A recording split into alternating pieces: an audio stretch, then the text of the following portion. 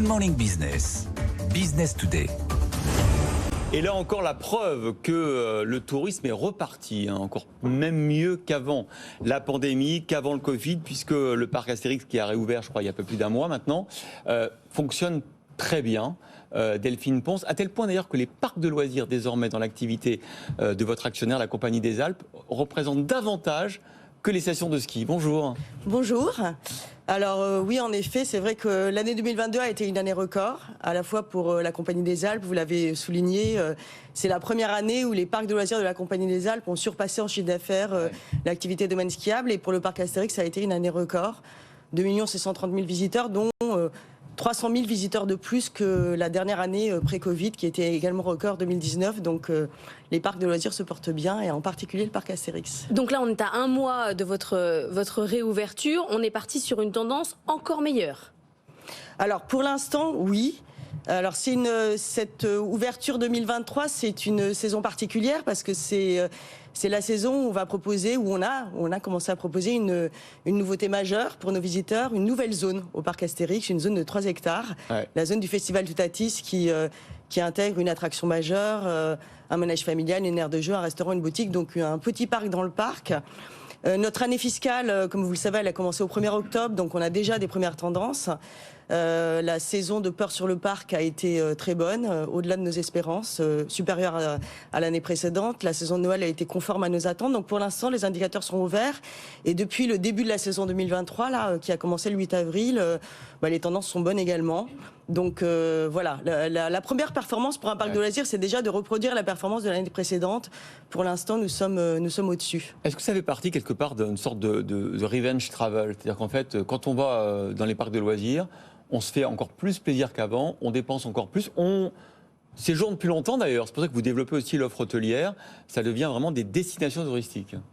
Alors oui, pour répondre à la première partie de votre question, c'est vrai qu'on a senti, après la période Covid, une vraie envie de nos visiteurs de se faire plaisir, de passer des bons moments en famille, entre amis, et puis effectivement de se lâcher, de rattraper le temps perdu.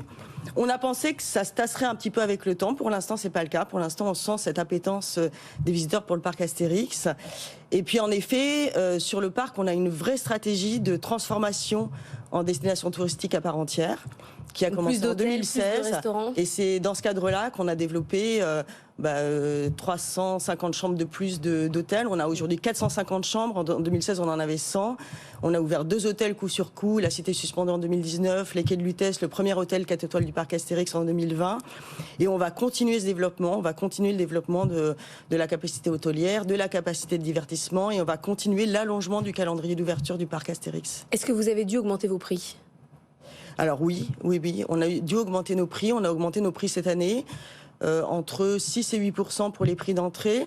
Alors cette augmentation des prix, elle est due à 2 effets. D'abord le contexte inflationniste que vous connaissez. Le parc Astérix est également impacté par l'augmentation des coûts matières, l'augmentation de la facture énergétique, et puis aussi l'ouverture de cette nouvelle zone qui apporte de la valeur à l'expérience globale du parc. Ouais. Et du coup, est-ce que cette tendance qu'on observe partout, Futuroscope qui appartient évidemment au même groupe, mais aussi Disney, cette tendance de séjour plus long, on a l'impression qu'il y a une prolifération des offres, notamment sur le territoire national. Il y a la place pour tout le monde ? Pour l'instant, c'est le cas. C'est vrai on a le sentiment que dans ce contexte inflationniste dont on parlait, les Français conservent quand même une partie de leur budget pour les loisirs. Et aujourd'hui, on constate qu'effectivement, les loisirs qui permettent de vivre des expériences ou de se retrouver dans un environnement un peu dépaysant sont des loisirs qui provoquent une certaine envie de la part du public. L'expérience client, tout est là. Plus vous avez de succès, plus il y a de monde. Quand on fait la queue un peu partout, ça devient désagréable sur l'expérience client. Comment vous faites ? Vous vous dites, à un moment donné, on arrête, on met une jauge ? Alors, en partie, l'expérience client, c'est le maître mot d'un parc de loisirs comme le parc Astérix. Nous, on a un leitmotiv, c'est la très grande satisfaction du visiteur. Donc c'est ce que toute l'équipe du parc Astérix, que je salue d'ailleurs, vise. C'est vrai que l'attente, vous en avez parlé, c'est un irritant majeur. La façon dont on le gère, c'est que On essaye d'optimiser la capacité de divertissement du parc. C'est pour ça qu'on ouvre de nouvelles attractions. On travaille sur l'amélioration des débits par toutes les équipes opérationnelles du parc qui contribuent à faire en sorte que les process d'embarquement et de débarquement des attractions soient optimisés. On développe des spectacles qui sont un complément intéressant des attractions dans un parc parce que c'est un moment où les visiteurs se posent pendant 25 minutes et ne sont pas dans les files d'attente des attractions.